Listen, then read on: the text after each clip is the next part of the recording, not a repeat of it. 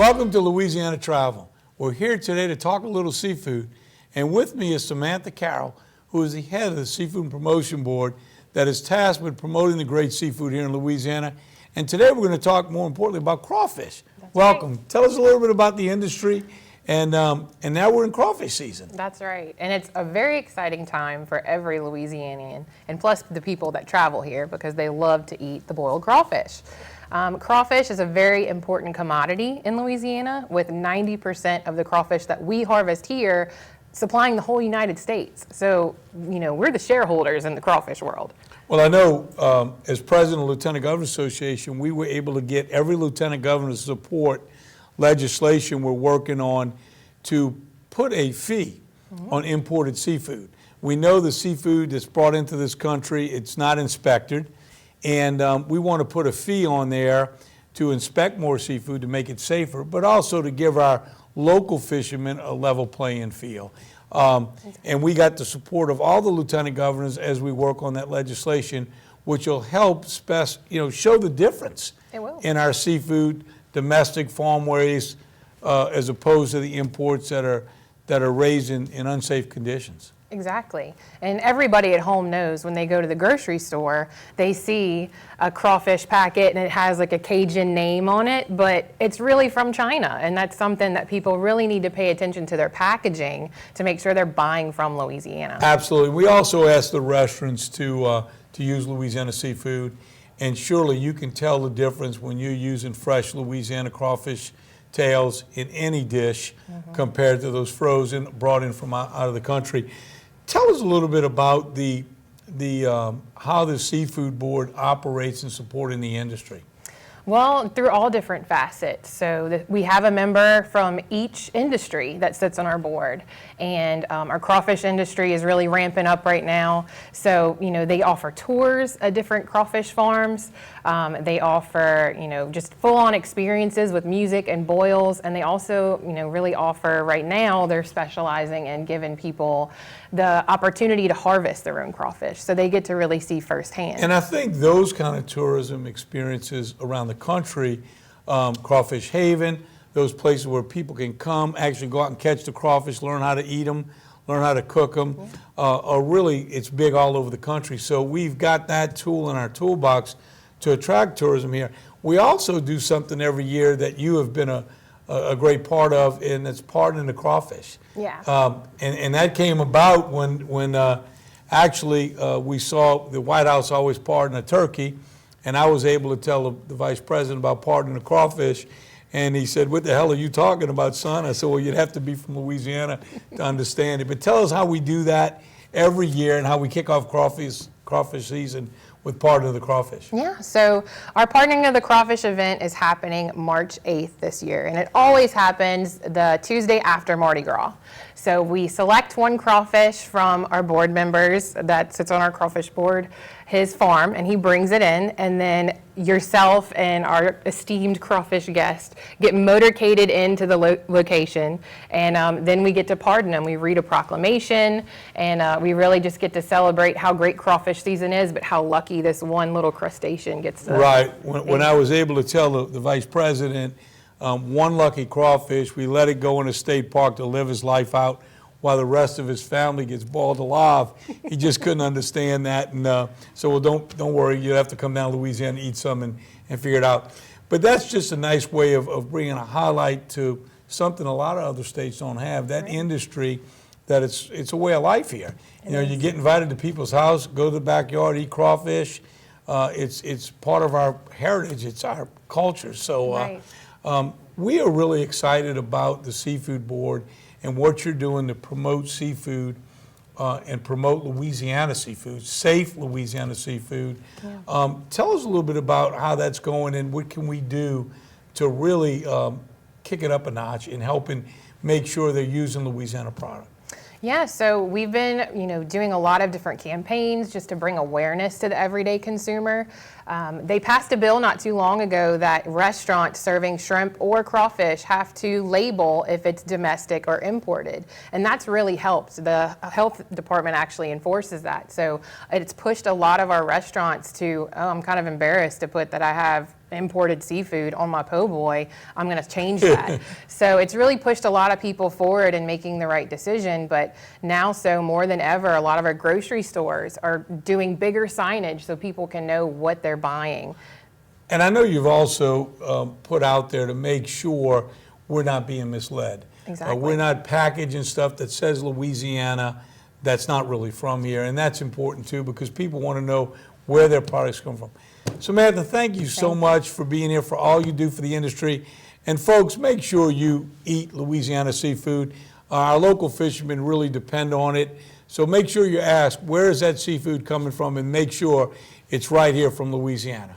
We'll be right back in a little bit to talk about the Louisiana Civil Rights Trail.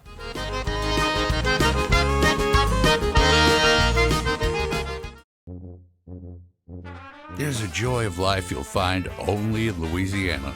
A spirit of celebration that takes your senses places they've never been before. Where expressions of joy are an art form and our way of life. Where an abundance of good food, good times, and great music means there's more than enough to go around.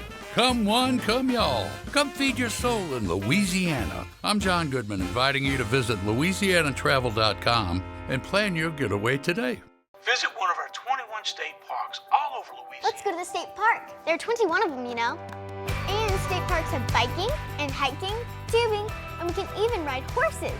Or we can go exploring and even swim by a beach. They have cabins, really nice ones, with long fishing piers. Don't forget to tell them about the discounts. Oh yeah, book 3 nights and we get the 4th night free. Great job.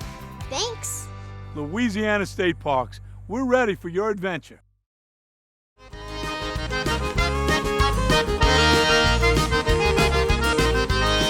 Welcome back, and we're here with Glenda McKinley, who has designed and created, working with our team to create the Civil Rights Trail.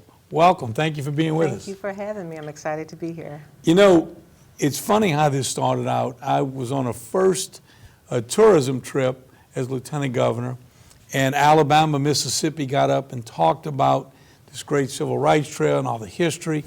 And I leaned over to Doug, our tourism director, and said, do we have a Civil Rights Trail? And he said, I don't think so. And then to come back and learn we didn't.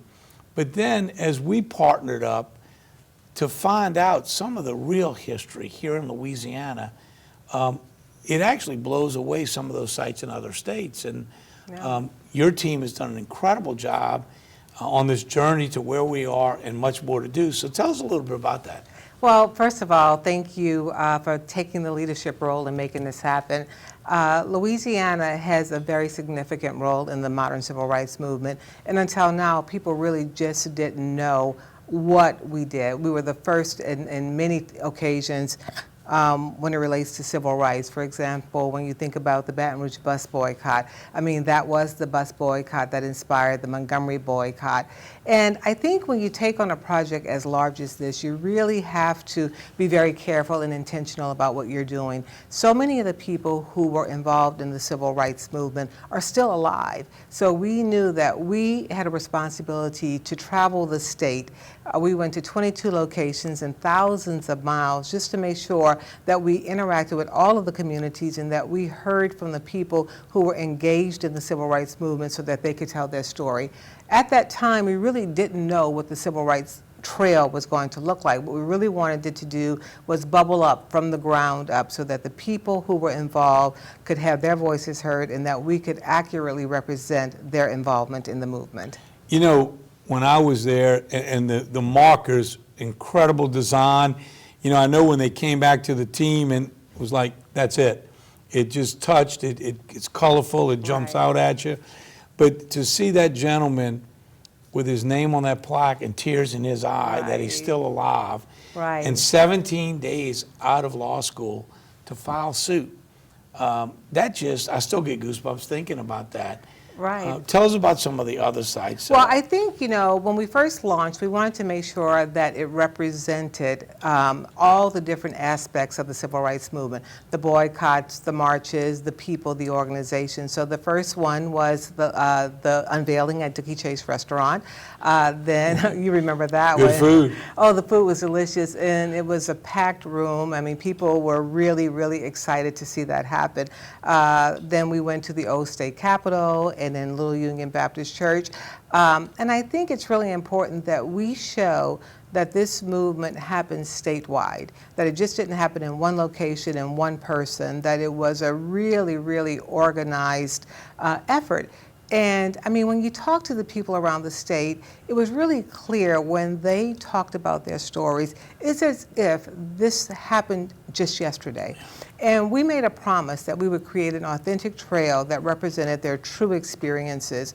And I think that's exactly what we did. I mean, when you go to LouisianaCivilRightsTrail.com, you see the video, you hear the stories, and it is really an honest representation of the leadership role that Louisiana played in the modern civil rights movement. Well, your team not only did an incredible job of bringing all this together, but also made sure those families were present at these unveilings. And I can tell you, being there, you get emotional just thinking about it, what it means to those families that finally they're being recognized. I know we've got Bogalusa coming up and Alexandria, and there's many more. And this is not something that is going to stop when we get the first 15 up. No, it's ongoing, and we encourage people to go to LouisianaCivilRightsTrail.com and to nominate a site. If you know of a site that is not, that you don't see and they want to see it, they should just go into the website, nominate a site. We have a group of a committee that's going to vet the information. It has to meet our criteria, and I mean, the process is very easy. I mean, we are looking to make it as robust as possible. You know, another thing, I want to thank the students at Grambling and Southern who helped do a lot of the research, and because some of the occurrences weren't right in the right time frame, and so they had a lot of work to do. And I tell you, one of those, when that young lady stood up and said, I have a problem with you using this to attract tourism, because it does attract millions of visitors to Alabama, Mississippi, and surely that will be something that will benefit the state and all these communities that maybe didn't see tourists before. But it bothered her that we were using this time in history to make money for tourism. And I went home that night and it bothered me. And then I remembered our team had come up with Uniquely Louisiana, Louisiana homework programs through our library system that the teachers download in the school to help students. And we said, that's what we got to do. We got to make this a historical, not only the Civil Rights Trail for tourism and for the history, but an educational. So I know that's well in the works as well, to be able to create that. So not only people that'll get out and see the trail, but anybody can download it and learn the history. Yeah, and if you look at the markers, there's a QR code on each marker, and you just scan it. It'll take you right to the website so you can learn everything. And when you look at the markers, I mean, they're very heavy, they weigh a lot, and they needed to be substantial. It needed to be as heavy as what was going on at that time. And so they are in a human form, and we wanted people to come face to face with the people who were on the front lines of the movement. And so that is exactly why they took the shape and the form that they did. Well, I got to give credit to your son who designed them. I don't know how you got so much talent in your family, but that marker has gotten more compliments around the state. Who came up with it? So incredible talent, and did a great job. Thank you so much for your hard work. Thank you for being here today, and look forward to seeing you out on the Civil Rights Trail. We will. Thank you. Thank you. We'll be right back to talk about tourism in Tangipahoa with Carla Tate, one of my favorite tourism leaders around the state.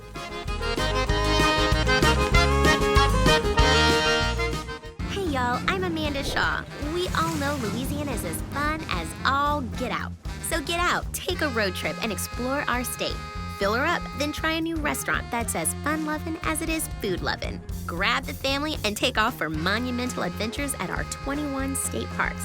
Or take a magical minivan tour along our 19 scenic trails and byways. Louisiana's a trip. Take one today. This is Lieutenant Governor Billy Nungesser. Plan your road trip at LouisianaIsATrip.com. Some call it joie de vivre, the joy of life. In Louisiana, it's our way of life. From music that shakes up your senses to food that wakes up your palate. That joy vibrates in every note we play and spices up every meal we serve. So come live life to the fullest. Come one, come y'all, come feed your soul in Louisiana. I'm Sean Ardway, inviting you to plan your trip at louisianatravel.com.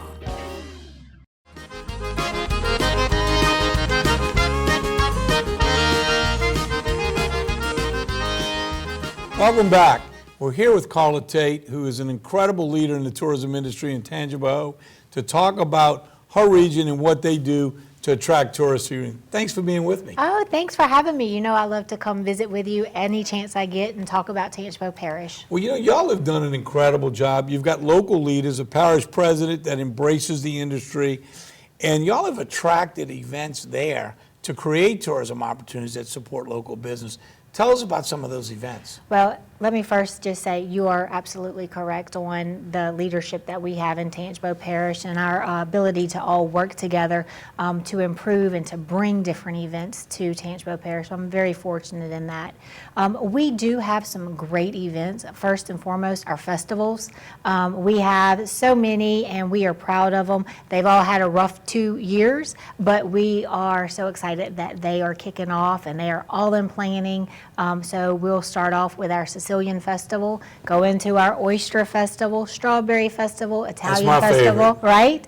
right? So we have lots going on in Tangipahoa Parish. Our festivals, they've needed a lot of support, so we encourage everyone to come out and visit us this year. Well, one of the things our tourism folks did on a state level is offer grants and support to every event in every parish, because getting our doors back open is one thing. We can't afford any failures. As we open back up to the tourism industry, we've got to make sure we're doing absolutely everything we can to fill those restaurants, shops, tourist attractions all over the state, and partnering with you and the local government to make sure we're driving enough people to those areas for those events is so important. Also, another thing that really interests me in your parish is getting a lot of attention, Cubby Ride. You can go out there and hunt, you can shoot, and they're even talking about a trail now around Louisiana highlighting all those places that you can hunt and shoot skeet. And they built a beautiful building out there. I was able to go out and tour the facility. Yeah. Another great attraction in your parish. Yeah, Jimbo Geisler out at Covey Rise is wonderful. His vision has just grown through the years, and so now they have the new event venue out there that they're able to host different things. Coming up in 23, they will be hosting, there's one of 5 in the United States. We're going to have one right there at Covey Rise with the skeet shooting. So we're very, very proud of them and all the things that they've been doing out there. You know, that just goes to show you the love and passion Louisianans have. Yeah. He invested his money, his time over the years. He didn't write a blank, he worked hard to build that up. And when you're able to go out there and see how incredibly beautiful it is, and that personal touch he puts on it makes you feel at home. Great food. I'm scheduling an event out there. It's just a great place to get you out of the city and out there to the great outdoors. But it'll be just another great attraction in your parish to bring people in. You know, another event you have every year that touches my heart, the special Miss Louisiana. Yes. Tell us about that event. That is very dear to a lot of our hearts in Tangipahoa Parish and around the state. So it's a very special Miss Louisiana. It was supposed to be in January, but they have postponed it. And so in June, we will be hosting that. And that is where girls from around the state with special needs will get to come and compete. And they truly are treated like princesses. I know that you have stepped up and helped every way that you can possible. I think that you maybe gave you saw the dads having to lift those wheelchairs up, and so you were able to come in and help them get a ramp. Yeah. So appreciated. First year I went, they had to lift the wheelchairs on the stage, so I donated a ramp so they could roll up, because most of them, or a lot of them, can't walk. And you know, every one of those young girls and their families come from all over the state. It's very special to them and their families. But there again, I know people that have come into your parish and spent the weekend to participate in that event. But that's what I'm talking about, creating events with local people that have a love and passion And this can be done all over the state, Yeah. to create events that are good for your community, good for the people, and bring people in from all over. Yeah, and that's what we really do try to think outside the box, like you said. And thankfully, you do give us those tools to all of us in tourism, especially in Tangipahoa Parish. It's been appreciated because you do give those seafood offers, and your Team Louisiana that you help create, because the sports is huge for Tangipahoa Parish as well. We want to do a lot more with the rodeos and bringing those people in. For too long, people competed in Texas, drove through Louisiana, competed in Mississippi, and we're slowly getting those events back in Louisiana. And working with Mike Strain and the ag people to start having more ag tourism, bringing people out to actually pick the strawberries. I know people that go out there and do that in your parish, have a great time. They talk about it all over, and you've never had better strawberries to go out and pick your own. That's right. We have all those opportunities in Tangipahoa Parish. So that's what, whenever we welcome visitors in to come in for our festivals, whatever, we give them the tools to go and find these berry picking farms that they can go and pick their own, or the blueberry farms. Strawberry is always obviously on top of everyone's list in Tangipahoa Parish. Tangipahoa is like many places in Louisiana. The best tool you have is the people. Y'all treat strangers like their family. They leave with a friend for life, and they keep coming back for more. Thank you so much for being here. Thank you for all you do for tourism and for your parish. Thank you for all that you do and all the opportunities you give us. So we'll be right back at the Rex Den to talk about Mardi Gras with Arthur Hardy.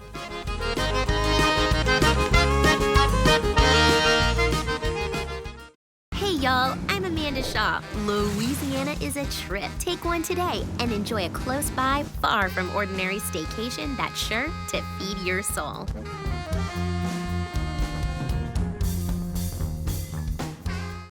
Hi, I'm Lieutenant Governor Billy Nungesser with an important message about helping after the disasters. Volunteer Louisiana has a database on the best way to directly reach those in need. Find out how and where to give your time, talent, and resources.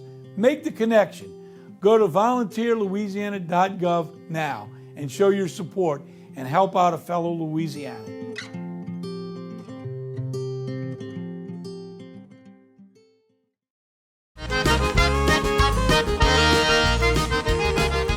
Welcome back to Louisiana Travel. We're here today in this incredible historic den, and in the room where they get dressed for the Rex crew. I feel goosebumps just being here. Growing up, waiting to see the Rex parade come down Canal Street as a kid. I'm with Arthur Hardy, who is the great ambassador to Mardi Gras with the great God. Welcome, and glad to be with you. Thank you, Bill. Happy to be here, and want to thank you for all you're doing to promote our little celebration called Mardi Gras. I mean, my goodness, you had a float in the Macy's Thanksgiving Parade in New York, Pasadena, the Rose Parade on New Year's Day, and getting the word out that we do parades and a whole lot more in Louisiana, don't we? We do. And since we've partnered years ago with your God, it's really increased the visitation for Mardi Gras all over Louisiana. Several years ago, we started promoting Mardi Gras in North Louisiana and down at home in Morgan City. Family-friendly, affordable Mardi Gras. Not everyone can afford a hotel in downtown New Orleans. And by increasing that publication to cover all Louisiana, it's actually helped us get the word out. And we're seeing an increase right before COVID, the last year of Mardi Gras, 30% increase in some of the outlying areas for those celebrations. So thank you for that partnership. And I know we've got a new great book coming out this year, and, yes, and excited about it. We're excited about it too. And Mardi Gras, of course, everybody thinks of New Orleans, but it's much more than that. You have Cajun Mardi Gras all over the state, and there's something for everybody. To me, that's the beauty of Mardi Gras. It's the most diverse celebration on the planet. There's just so much variety in it, and we're hoping to get that word out, and I think you're doing a great job promoting that message that Mardi Gras is for everybody. As we walked through the den this morning, I noticed I grew up across the street from Blaine Kern. My dad had a shrimp factory across from the dens, and I see everybody out there working on these gorgeous Rex floats, and I can't believe they'll be ready for Mardi Gras. But everybody's working so calmly. Yeah. But it seemed like that every year. It all comes together. But to see them out there putting the pieces together, painting, gets me excited about Mardi Gras this year. Well, me too, and Rex has been doing it for 150 years.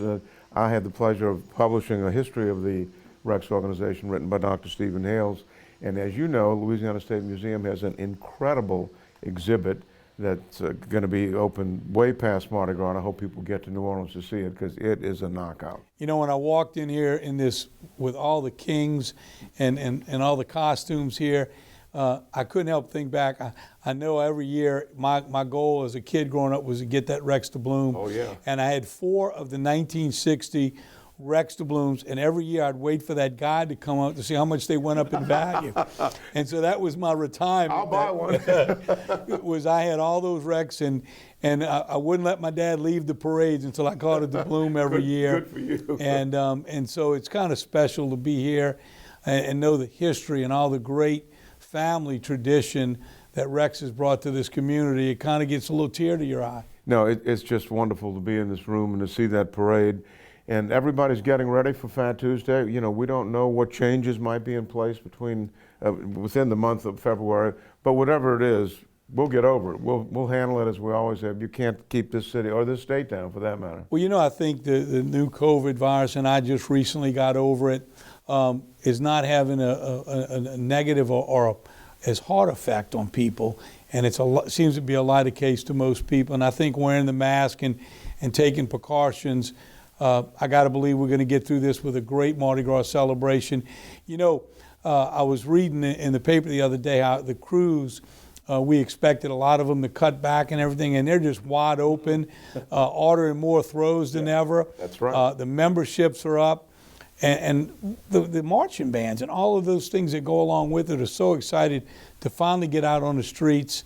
I think we're going to have one of the best Mardi Gras ever this year. Well, in our magazine, we call it the Comeback Carnival, but I think this is probably the most anticipated Mardi Gras ever. You know, we lost that year, so there's this pent-up demand and interest, and we hope a lot of visitors will come. But even if they don't, we're going to party. We're going to celebrate. We need this, not just for our pocketbooks, but I think for our soul. You know, this is who we are. We had that alligator crawling down the streets of New York. We gave away little stuffed alligators and Mardi Gras beads along the parade route and said, look, you can't catch these here, but if you come to Mardi Gras in Louisiana, you'll catch all this stuff off the floats. We did the same thing in California. We actually were able to feed the volunteers Louisiana beignets every morning and great Louisiana seafood for lunch in all the dens. So we brought a little Louisiana out there, and those 2 parades, we hope we can continue to have a float in them because it's perfect timing when people are thinking about where we're going to go on vacation next year. Mardi Gras is right around the corner. What better time to get people excited about coming to Mardi Gras in Louisiana? I think it's a great idea, and I believe you're going to see a bump in tourism as a result of that. Well, we're looking forward to it. Arthur, thank you for being with me today. Happy Mardi Gras. Nice to see you, and we look forward to seeing you next month as we travel the state and talk tourism in Louisiana. Thanks for joining us. Tune in next time as we explore more of what Louisiana has to offer. In the meantime, visit LouisianaTravel.com, your place to find trip ideas, events, recipes, and so much more. And while you're there, be sure to order your free Sunshine magazine, the official inspiration guide for your Louisiana vacation.